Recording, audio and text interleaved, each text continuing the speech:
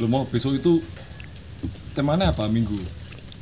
Minggu itu cuman apa ya? Kebangkitan ya. Tuhan Yesus tuh bangkit toh, tapi banyak muridnya yang nggak percaya gitu. Makanya dia datang ke tengah-tengah mereka, menyatakan dirinya, terus menunjukkan luka-lukanya, bahkan makan ikan, makan ikan, hanya untuk menunjukkan bahwa dia itu sungguh bangkit. Tapi banyak yang nggak percaya. Malah nggak usah zaman dulu, sekarang ini loh banyak yang nggak percaya. Betul teman? Lu mau aku tanya mau. Yesus itu kan sudah dinubuatkan dari kelahiran, terus hidupnya sampai dia mati disalib itu kan sudah dinubuatkan. Nah, Betul. kira-kira ada enggak nubuat tentang kebangkitannya Yesus? Kalau di Alkitab ada enggak sih itu?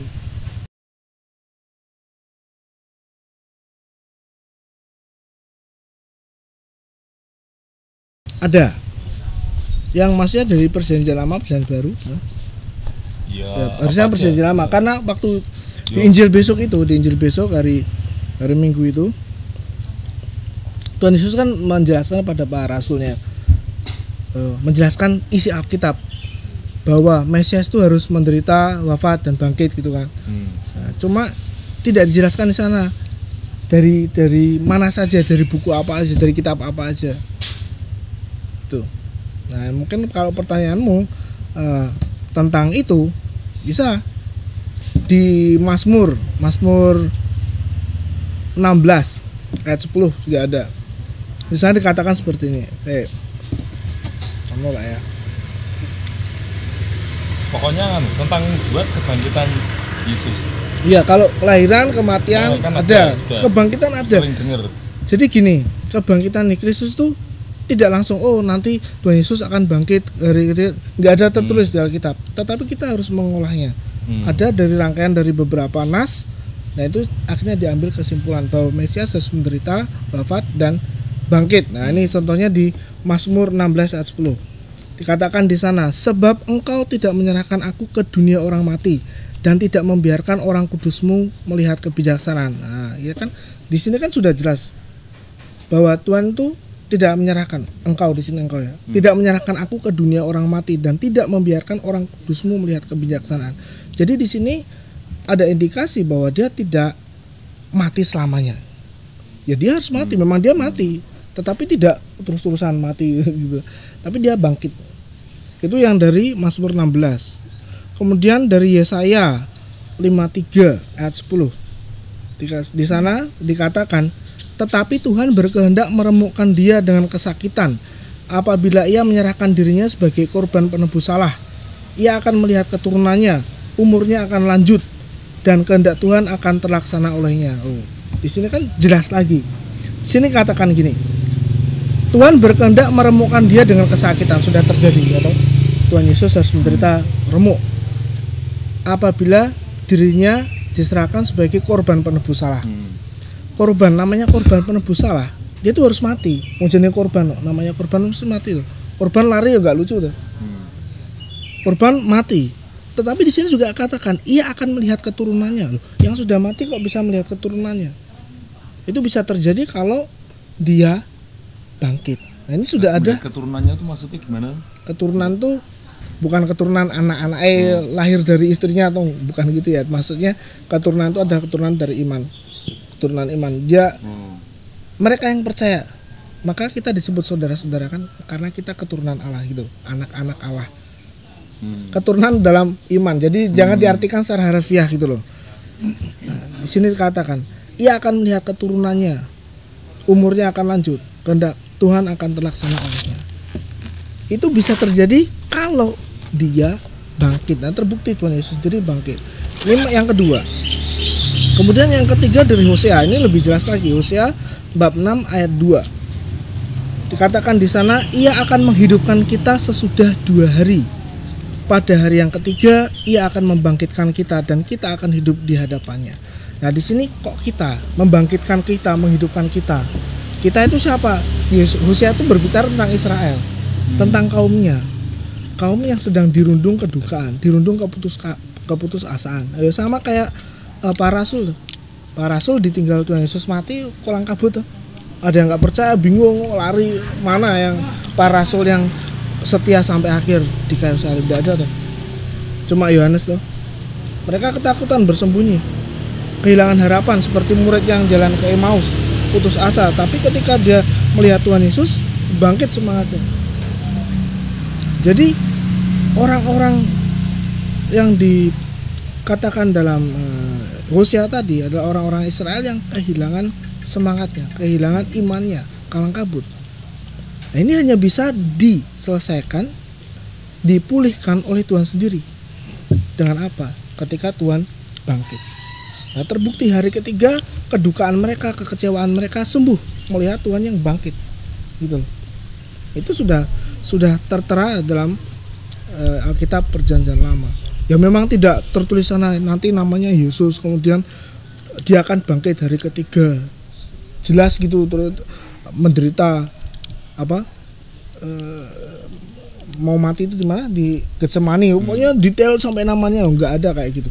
Tapi kita harus mengolahnya. Kita melihat, kita menganalisa, kita menghayati, dan kita menemukan di sana. Bahkan Tuhan sendiri mengatakan tuh kepada para rasul bahwa dia akan menderita, sengsara, mati dan bangkit pada hari ketiga. Itu di Injil sudah banyak, Injil Markus, Injil Matius, mana lagi? Yohanes. Semua Injil sudah menyatakan dan itu terjadi. Toh para rasul masih tidak percaya gitu. Nah, ini menjadi PR bagi kita. Apalagi kita yang hidup di tahun 2021 sekarang.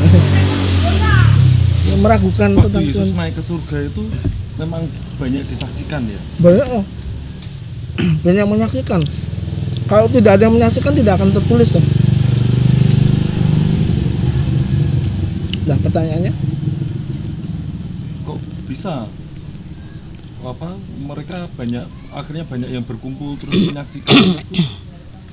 Nah, itu kan apa memang sengaja Yesus itu mengumpulkan mereka buat menyaksikan dia naik ke surga? Tuhan sudah ngomong tuh hari ketiga itu kan dia akan bangkit gitu Mas. Nggak, pas naik surga kan sing menyaksikan akeh lho. Sekarang itu kamu bisa dilihat di kisahnya bagaimana orang-orang itu bisa terkumpul ketika Tuhan naik ke surga. Sebenarnya ini masih kebangkitan tuh. Kita berbicara tentang kebangkitan tuh. Kenaikan ke surga nanti. Ini masih proses kebangkitan, membuktikan dirinya bahwa dia tuh sungguh-sungguh bangkit. Nah, ketika naik ke surga, ketika Tuhan Yesus naik ke surga, kok bisa ngumpul pada? Ya itu kan bisa dilihat. Waktu itu orang-orang sedang apa? Tuhan Yesus sedang mengajar di sana. Ketika Tuhan Yesus sedang mengajar, otomatis banyak orang yang berkumpul. Ya, otomatis siapa yang mengumpulkan? Kuasa Allah sendiri. Dia memanggil anak-anaknya ya toh. Terus memang ada undangan itu. Lihatlah aku mau naik ke surga. Enggak ada tuh. Jadi begitu Mas, yang penting itu Paskah. Ini Paskah, kita kan sedang dalam masa Paskah. Tuhan Yesus sudah bangkit. Nah, Paskah ini bagaimana kita memahami Paskah? Paskah itu bukan untuk Tuhan, tapi Paskah itu untuk kita loh. Supaya kita itu bisa memahami arti penting Paskah. Kayak apa? Supaya kita tuh bangkit dari keterpurukan kita, apalagi situasi pandemi ya. Kalang kabut, kecewaan, dito Tuhan, mana Tuhan?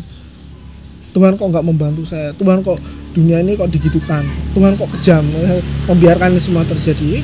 Banyak perkiraan-perkiraan, banyak asumsi-asumsi yang dimunculkan oleh manusia. Tapi Tuhan sendiri menunjukkan kepada kita bahwa Dia bangkit. Kita yang harus bangkit tuh. Tuhan bangkit, kita jangan terpuruk. Tuhan bangkit, kita ikut bangkit. Kita mati dan bangkit bersama Tuhan itu. Bangkit dari apa? Kekecewaan. Bangkit dari keterpurukan. Bangkit dari keamburadulan kita. Yang terutama bangkit tuh bangkit imannya, meninggalkan dosa-dosa kita, pertobatan. Bangkit, makanya mentobat.